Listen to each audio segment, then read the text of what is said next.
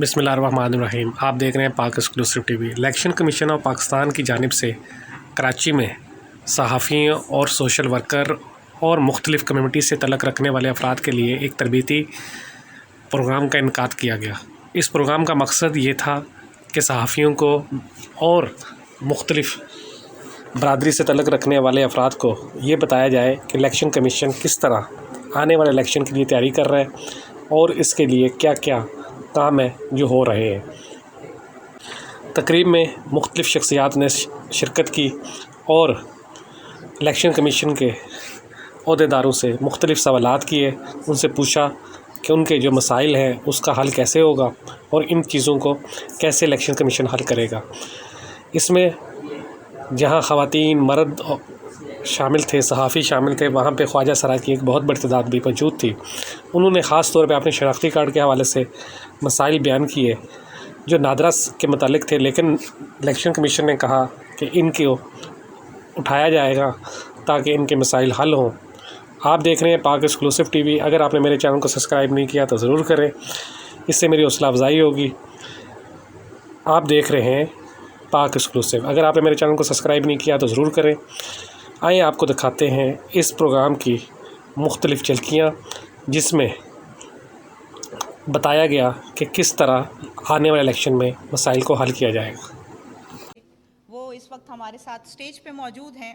Madam, हम election commission के हवाले से मीडिया के रोल पर बात कर रहे थे और सिविल सोसाइटी के। इलेक्शन कमीशन ने पिछले चंद सालों में साफ, शफाफ, गैर जानिबदार इलेक्शन के लिए चंद इकदामात किए, जिनकी तफसीलात कुछ यूँ हैं।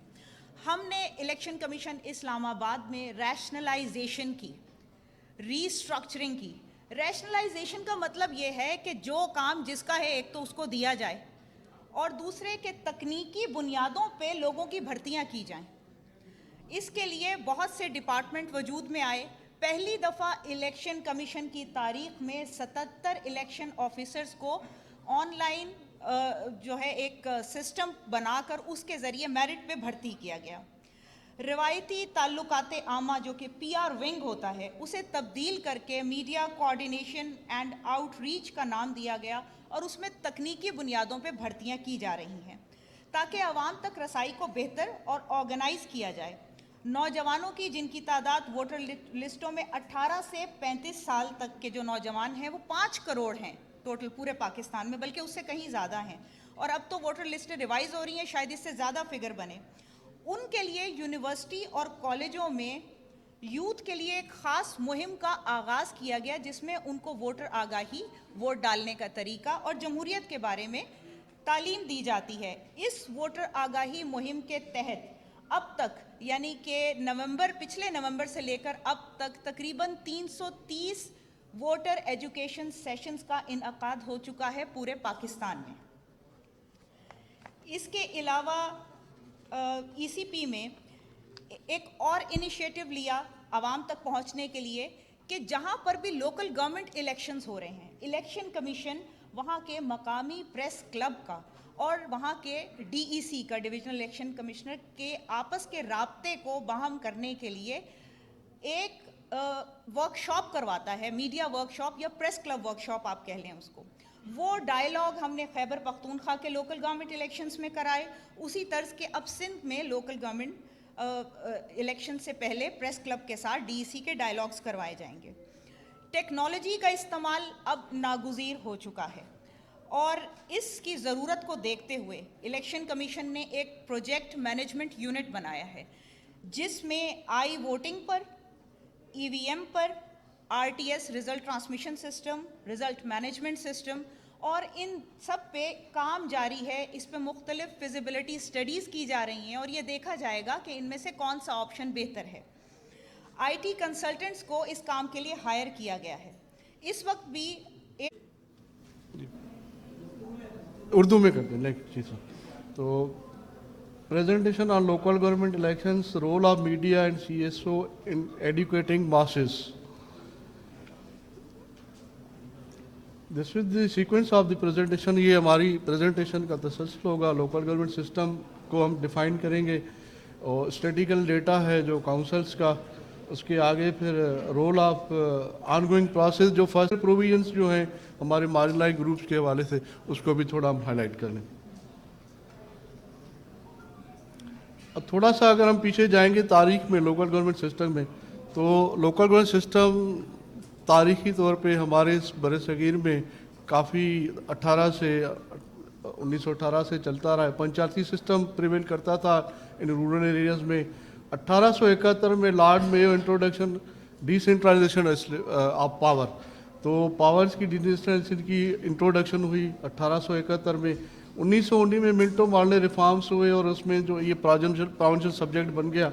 और 1956 में फिर यूनिवर्सल सफ्रेज इंट्रोड्यूस हुआ और 1959 में बेसिक डेमोक्रेसी हमारे मुल्क में इंट्रोड्यूस कराया गया। तो 1979 में फिर ज़िया रजीम में लोकल गवर्नमेंट सिस्टम को फिर अहमियत दी गई और उसको मुतारिफ कराया गया। और फिर devolution of powers to the lower institutions, ये हमने फिर आगे 2000 में मुशर्रफ साहब के दौर में आया। उसके बाद 2008 की जनरल इलेक्शन के बाद 18th अमेंडमेंट के through this subject become the provincial subject, और उस अमेंडमेंट के तहत तमाम सूबों ने अपने कवानीन बनाए लोकल गवर्नमेंट के हवाले से। और उसके बाद उस पर सुप्रीम कोर्ट का भी अहम रोल रहा कि फर्दन जब इलेक्शंस नहीं होते रहे या उस पर पटिशन्स थी, उसके बारे में उनकी भी डायरेक्शंस ऑनरेबल कोर्ट की रही हैं। तो ये थोड़ा एक ब्रीफ था अपना। तो कॉन्स्टिट्यूशन में भी हमारा वादे है 140A, जो local government each province shall by law establish a local government system. तो हर सूबे पे कॉन्स्टिट्यूशनल बाइंडिंग है कि हम अपने सूबे जो है अपने सूबों में चारों सूबे अपने एक लोकल गवर्नमेंट सिस्टम को डिवॉल्व करेंगे। और उसकी elections to the local government shall be held by the election commission of Pakistan, जिसके तहत election commission of Pakistan mandated है कि इलेक्शन करवाए। अब हम आते हैं कि जो हमारा सिंध का लोकल गवर्नमेंट सिस्टम है, तो सिंध लोकल गवर्नमेंट एक्ट 2013 में इंट्रोड्यूस किया गया। उसको 19 अगस्त 2013 में असेंबली ने पास किया, नोटिफाइड हुआ 16 सितंबर 2013 में। इसमें लोकल गवर्नमेंट एक्ट के 17 चैप्टर से 5 फर्स्ट चैप्टर जो है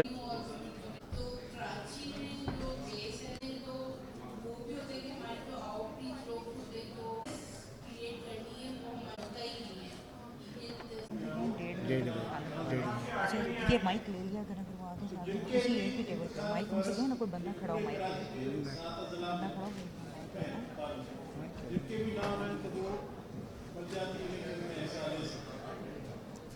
दूसरी बात अगर election commission of Pakistan electronic media और प्रिंट मीडिया के थ्रू ये कैंपेन अवेयरनेस की लॉन्च करता है। हर डिस्ट्रिक्ट में डिस्ट्रिक्ट वोटर एजुकेशन सर उनसे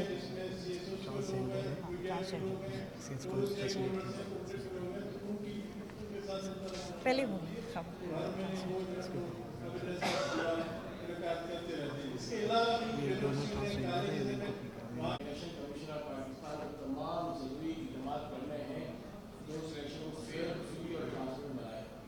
हमेशा इलेक्शन कमीशन ने कोशिश की है।